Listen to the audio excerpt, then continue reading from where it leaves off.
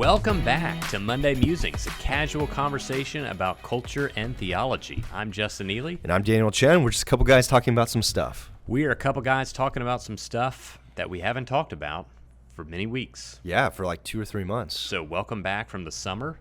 You didn't have anything important happen to you over the summer, did you? Not at all. Yeah, You know, I can't. Pretty boring summer. Well, I've been in kind of like a time machine. I feel like this summer has just disappeared for me. Yeah. And for those of you who don't know, I had my 4th kid in June. And 5th on the way. Oh my gosh. That's not. Sorry. That's not even funny to joke about, Justin. How dare you? No, but yeah, we're blessed with our 4th child, and you know, I just feel like it's been a time warp. I can't believe the summer's already over. Sure. And I know some of you have come up to me and missed the podcast, which I really appreciate. So we're thankful. We're thankful for all of our listeners, but we're glad to be back as well. Absolutely. Yeah, we are glad to be back. Today, as we start this new series, we're going to talk about which form of government is best. So for all you political science nerds, grab some popcorn and does this fall under the hypotheticals category? What it could. Let's throw it Why don't under we throw there. it in there? So I can feel better about myself for suggesting it like 6 months ago. This is a part of our running series, Hypotheticals. Which form of government is best? Yes.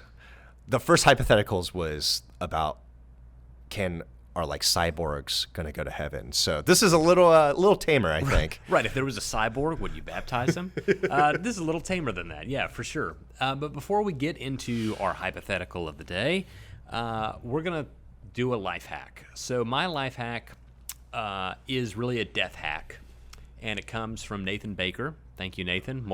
Multi-time listener of the month, I believe. Yeah. It's getting a living will. So, we're all going to die. The mortality rate in Fulton County is terrible. It's 100%. So you're going to die. Not just Fulton County. DeKalb County, it's a different story over there. But, get a living will so that your assets can go where you want them after you die. Your children can, if you have young kids, go where with whom you want them to.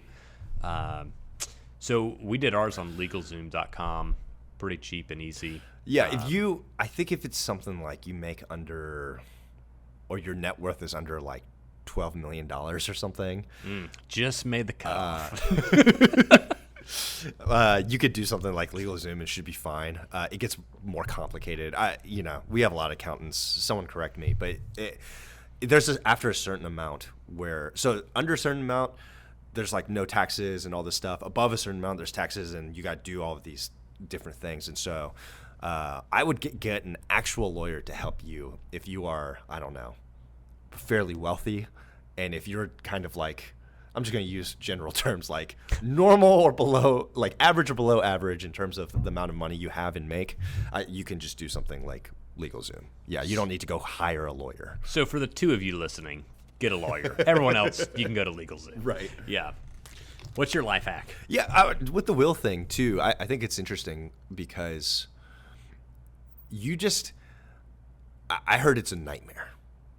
If you don't have one, if your parents don't have one or you don't have one, what happens to your kids? What happens to your money? It all goes through the government. It goes to like the system. Yeah, and it's a nightmare. Yeah. It's a nightmare to try to get it out. And so, have a will, and then there's the power of attorney stuff. About power of attorney is important, Mm-hmm. especially if your parents are getting older. Yeah. and starting to kind of lose some of their faculties. Yeah. Just transitioning that over is important. Oh, and we can't technically promote LegalZoom because they haven't, paid us to LegalZoom. advertise. If you want our endorsement, pay for it. Okay? So LegalZoom or any of their competitors. Thank you, Tyler Linderman, for that reproof many years ago.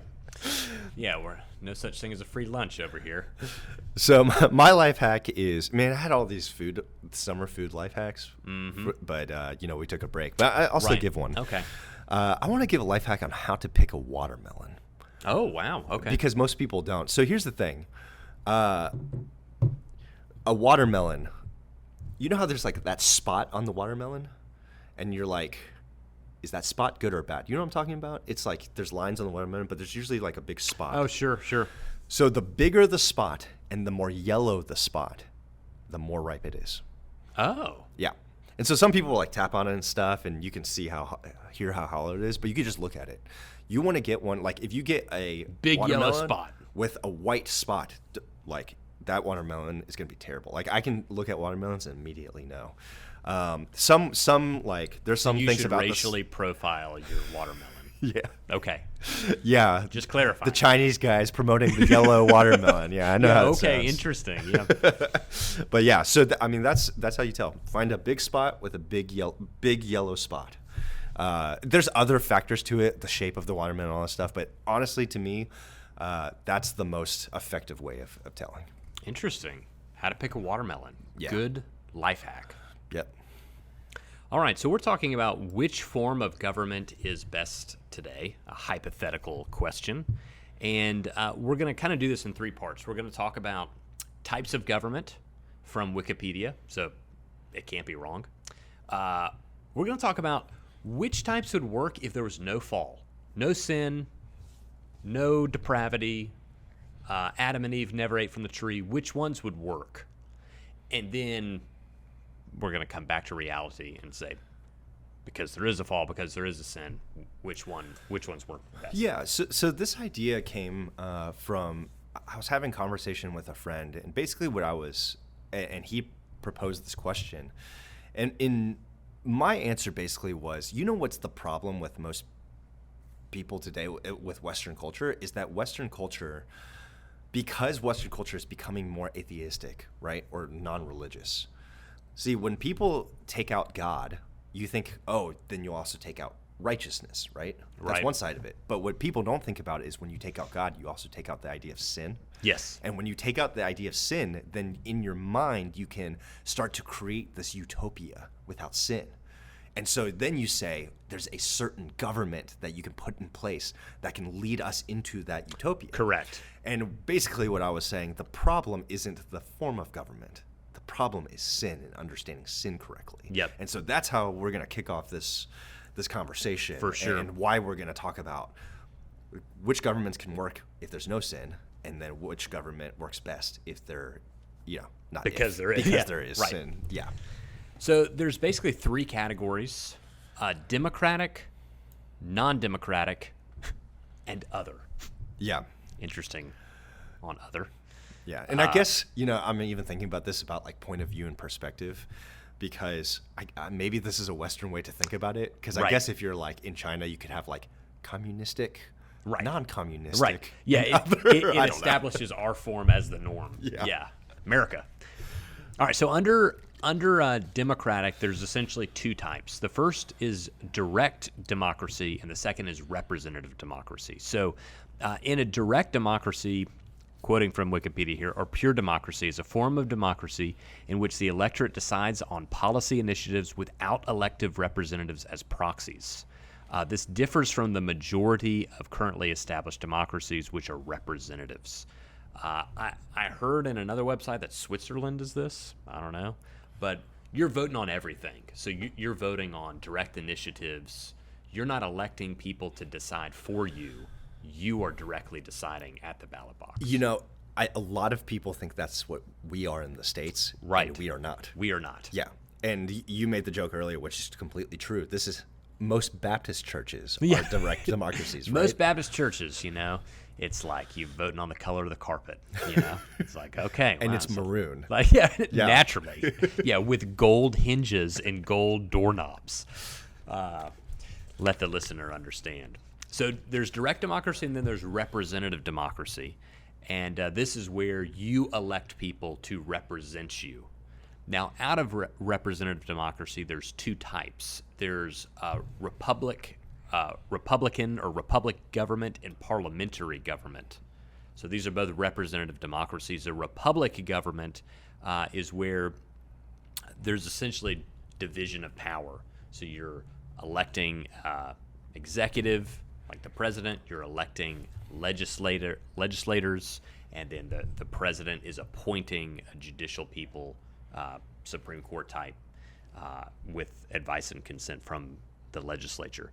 Then you have parliamentary government, where the executive derives his power from the legislative. So the executive or the prime minister comes out of the legislative branch. So we are a Republican form of government. We have a president, we have a Congress, we have a court system.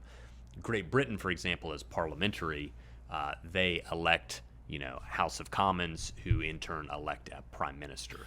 Yeah, but in parliamentary governments, there's usually more parties, correct? Right. And so you in a parliament might have 4, 5, 6 different and you have parties to form a coalition usually of different parties to get someone to the prime minister's spot.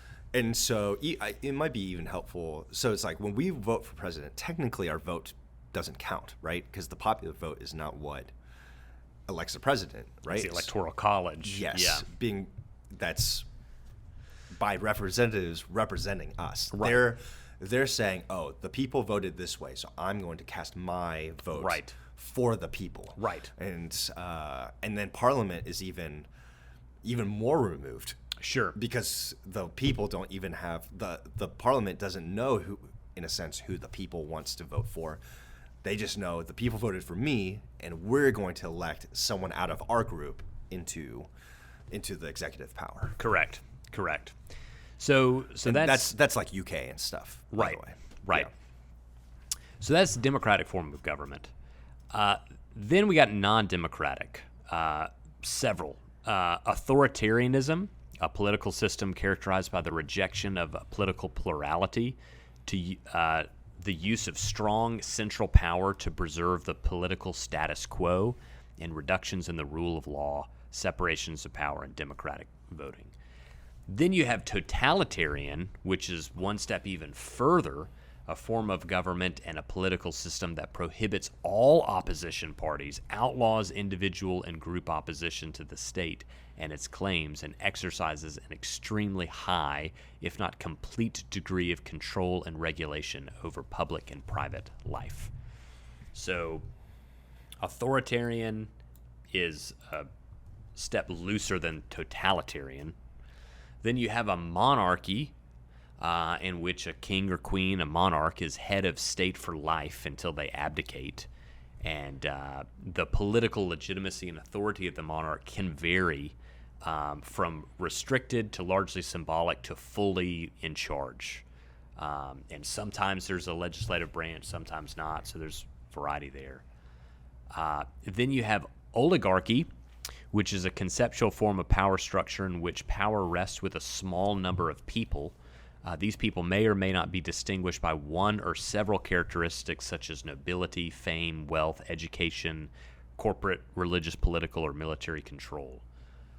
So a group of people ruling. Right. Then you have technocracy. Technocracy. Man, you're looking at me, and I can't say that word. Technocracy. That sounds better. Technocracy. Form of government in which the decision makers are selected based on their expertise in a given area of responsibility, particularly with regard to scientific or technical knowledge. Then you have theocracy, a form of government in which one or more deities are recognized as supreme ruling authorities, giving divine guidance to human intermediaries who manage the government's daily affairs. And then a dictatorship, an autocratic form of government, which is characterized by a leader or a group of leaders who hold governmental powers with few to no limitations. So those are the non-democratic types: authoritarian, totalitarian, monarchy, oligarchy, technocracy, theocracy, and dictatorship. So yeah. And then there's other. It's interesting, these are listed as other. Communism. I'm like, why have an other? Isn't everything non-democratic? Right. I don't know. Yeah. Thanks, Wikipedia. Communism is a left-wing or far-left socio-political, philosophical, and economic ideology within the socialist movement, whose goal is to create the creation of a communist society, a socio-economic order centered around common ownership of means of production, distribution, and exchange that allocates products to everyone in the society based on need. So I would also list this as usually a non-democratic form, like you Right. said, but colonialist, I don't even know. Well, it's funny because communism always reverts back to some kind of authoritarian government anyways. Right. At least historically. Right. Yeah. Right. Colonialism, I don't even know if this is the practice by which a country controls people or areas, often by establishing colonies, generally for strategic and economic advancement. I feel like we saw this more in past. I'm sure it still exists. Right. But Not in the same way. not in the same. I mean, Yeah. obviously, like Great Britain was both a monarchy and a colonialist. Yeah. Kind of. And maybe that's why empire. they did that, because you have authoritarian governments that are communist or Sure. whatever. And then so you could have like monarchies that are colonialist. Maybe that's why they listed it that way. And then aristocracy, a form of government that places strength in the hands of a small, privileged ruling class, the aristocrats, which I see similar to oligarchy. Yeah, but you also, I guess you have that's like what the French Revolution was, right? It's like you have these aristocrats and Right. that was a monarchy as well at that point, right? So I guess you can see the aristocrats in multiple levels, right? Yeah. And then you also, I'm thinking now, because when I was talking to my friend about governments, he's like, why don't we put the power into the people who are like actually control the businesses and know what they're talking about or whatever? And really, like, I was like, you're creating like aristocrats essentially, Right. or oligarchs. Yep. And I'm like, this is literally how the Soviet Union, like the Russian Communist Revolution, came to be. Is like you have like the proletariat. Yep. that, like I'm like, you created the bourgeois. Like, Yeah. It's funny. Right. It's like we, no matter what you do, you're gonna recreate. Like if you come up with a system of government, you're kind of gonna recreate one of these. Right.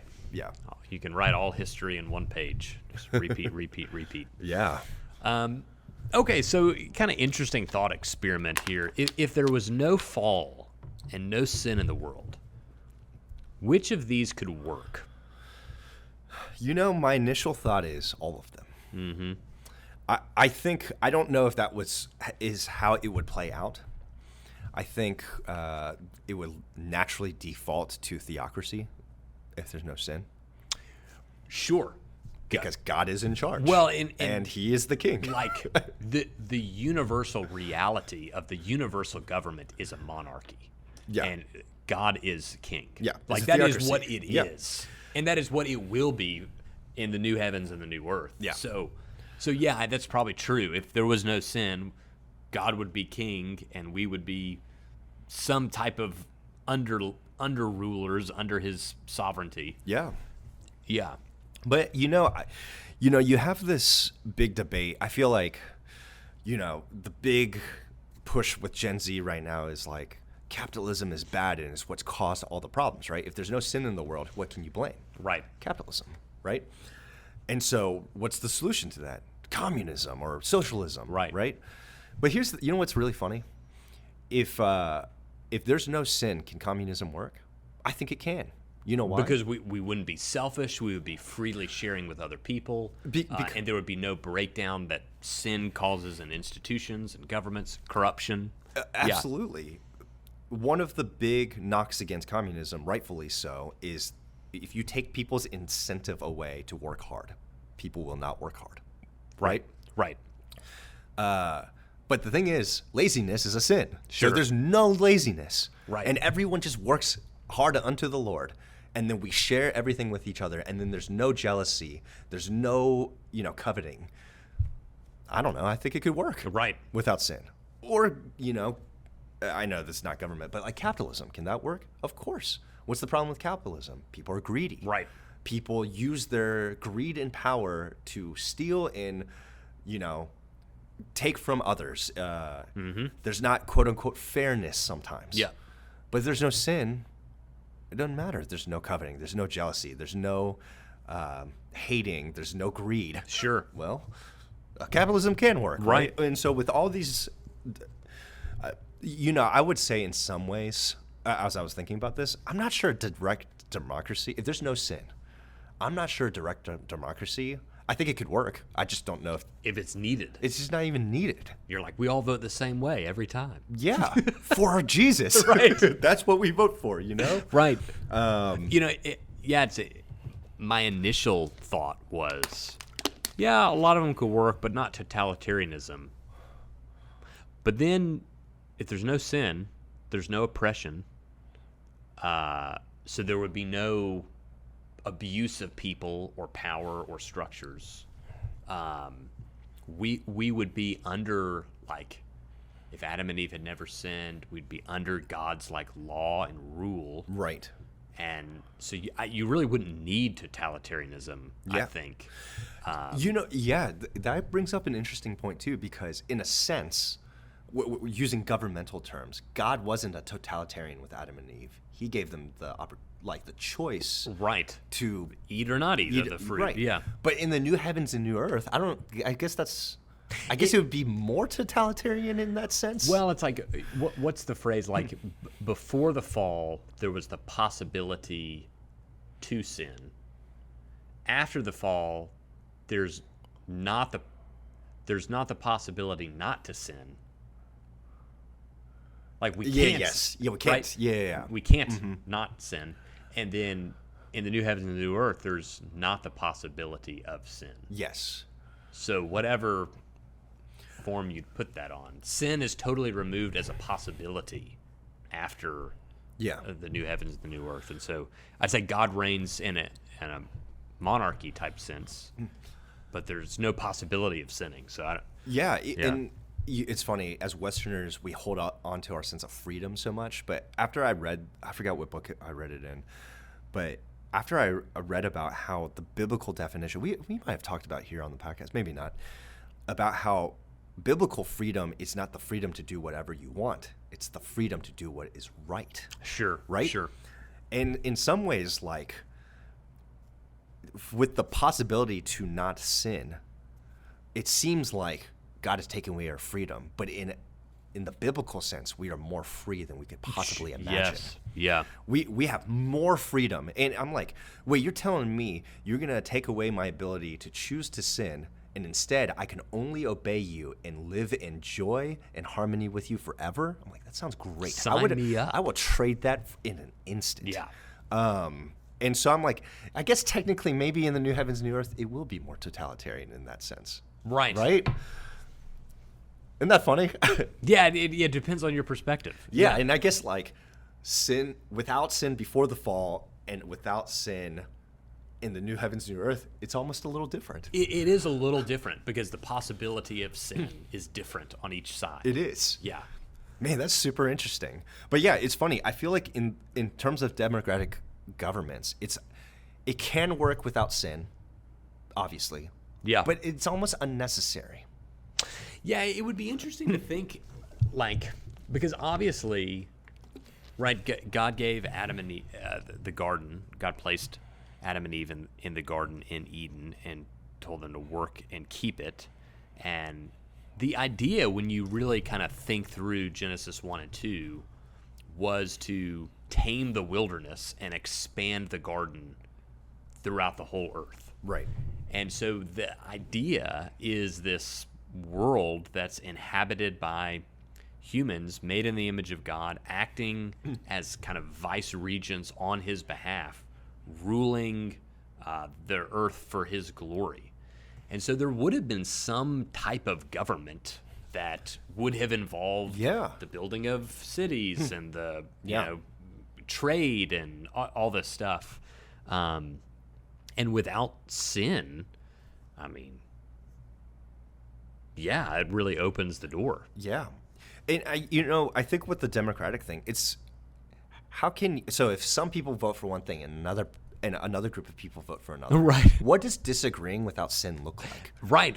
I don't know, even understand. I don't know how to comprehend that. Right. And so I'm like, I don't know how to even answer that question without sin for democratic. It's so weird. But I'll tell you this. Great. I guess, like, if there's no sin, do you need term limits?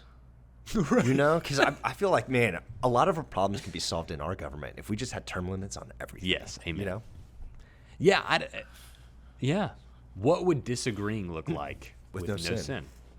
You know, 1/3 of the group says no. We need to invest.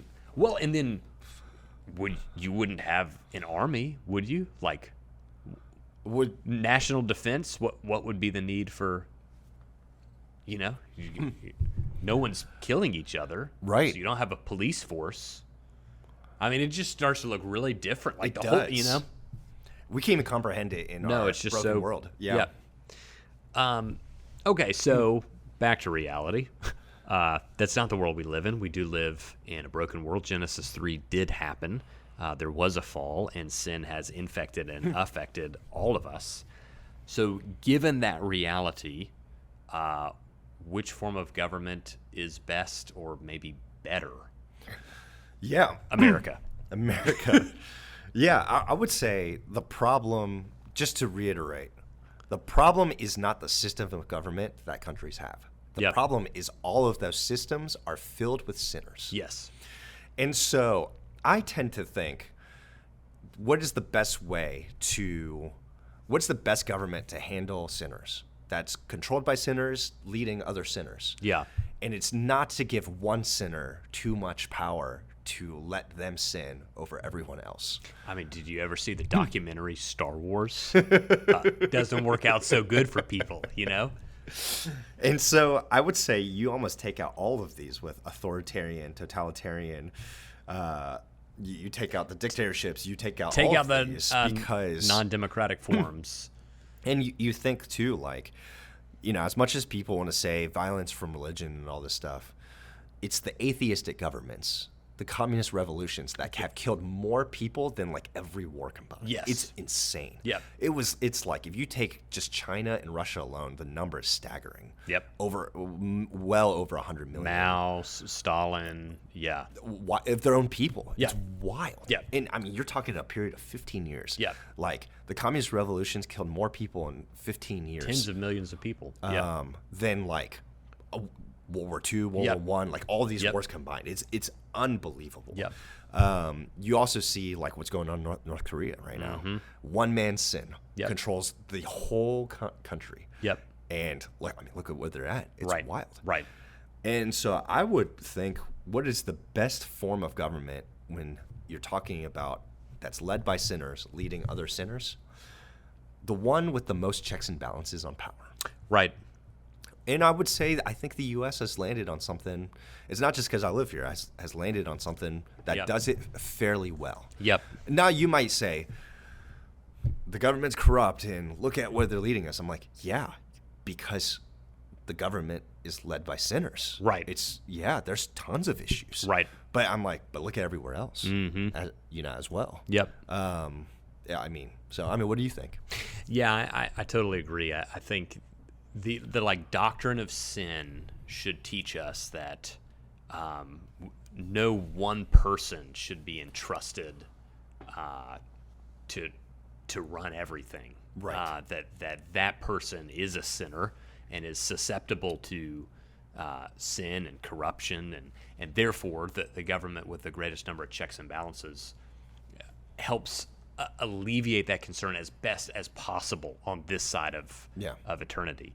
And I think, and I'm even thinking about like, I want to say like a monarchy or a theocracy is the best way for like if you're a Christian, right? And you have a Christian leader at the top. Sure. But then you have like you look at the nation of Israel and you read the Book of Kings and you're like, didn't work out so good. There were like 3 good kings in like 600 years. The record is not great. It's not great. And those are supposed to be the people that are God's people. Right. It's insane. Yeah.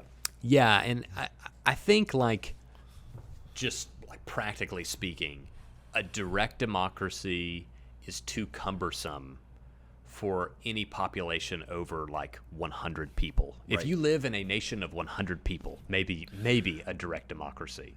And you know what? It's interesting too because Switzerland. I got to learn more about Switzerland. You know, I'm like, this is overgeneralizing, but I'm like, I've been to Switzerland. They're all 6'1" and blonde, and they like. They're a homogenous population. Yeah. Yeah, and like, in a sense, they agree on most things, and they can do it. Yeah. But if you take, why is the U.S., why is there so many people that have different ideas? I'm like, because we're essentially 50 countries. Yes. I don't think that's appreciated as much as it should be. I mean, isn't that crazy? Yeah. Like if you broke the U.S. into 50 states or 50 countries, I'm like, yeah, you might be able to do democracy in all of this in each individual state. You might be able to do it. Yep.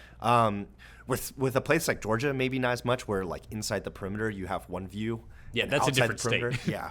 The ITP state, the OTP state. Yeah, you'd almost have to do that. But yeah, when you have homogenous cultures, Easier. you're going to disagree a lot more. Yep. And I think it is funny that the people who cry for diversity the most also cry for unity. And those are the thing. Diversity is what brings the least amount of unity. Yep. And I don't mean that in a bad way. I think diversity and unity are good. Sure. It's accepting the reality of that. Sure. That diversity also brings disunity. And it's not a causation thing always. Because you can have homogenous people that also are disunified. That's totally possible. But accepting the reality that you know what? The U.S. is incredibly diverse, and that's a good thing. Yep. But with diversity comes diversity of It comes thought. challenges. Yeah, there are And challenges. comes diversity of thought. Yep. Comes disunity, right? And so you have it's not good or bad. It's just accepting the reality. You know, I would say, as I'm thinking about this, there are almost like two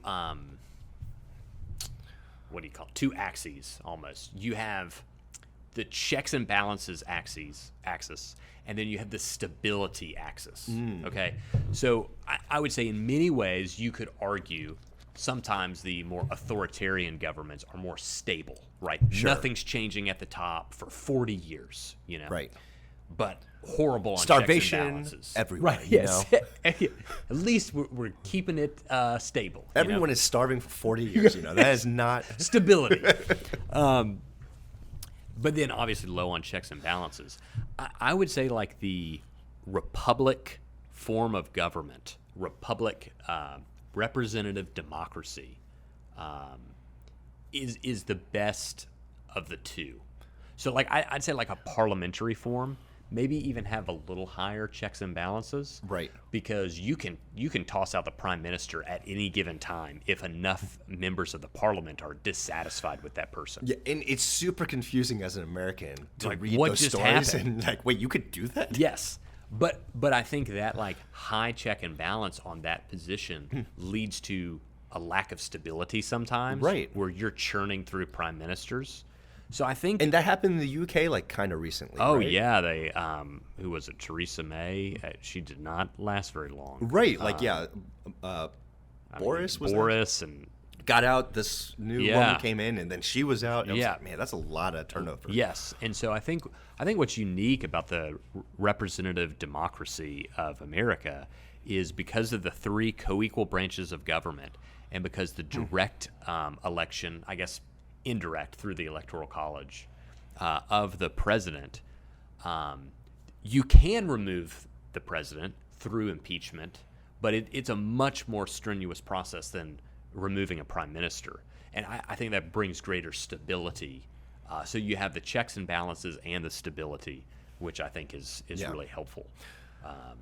And I think it's interesting because we've talked about it too. I think a great form of government for the U.S. would be, you elect a Republican president or a Democrat president, Right. and then the opposite vice president, and they switch roles 2 years in, or you mandate that like you can only have like 50 Republican senators and 50 Democrat senators at all times or something. And you just gridlock the whole thing and make them agree on, make people agree on things. And, I think that'd be a great form of government. I think you have combined authoritarianism with democracy. It's interesting to think about. But all that said, I guess ending with like a Christian's responsibility toward their government. Yeah. And we obviously have like a posture of prayer.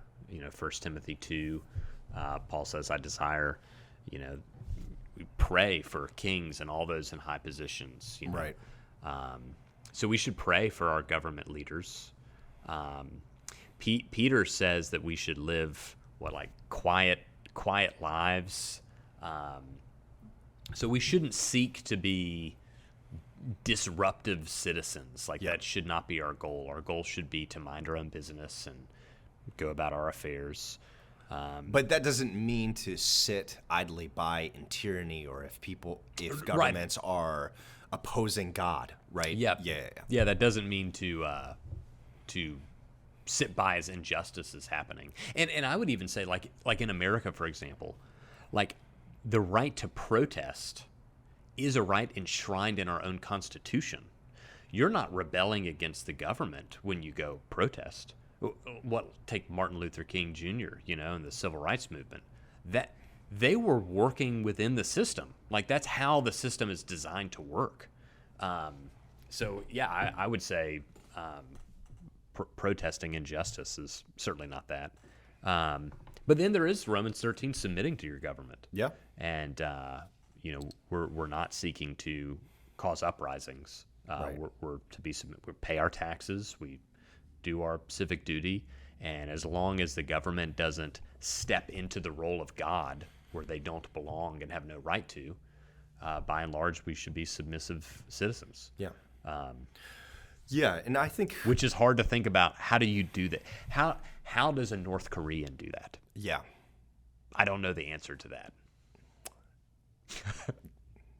Escape? Right, run? I don't know. Right, seriously, like I don't know. What does submission look like when the government is like totally evil, corrupt, killing its own people? Yeah. Yeah, I think the thing with governments, I would say don't put your hope in government. Mm-hmm. Like we have to put this person in charge because they will going to lead us. It's like, no. As Christians, we trust in God.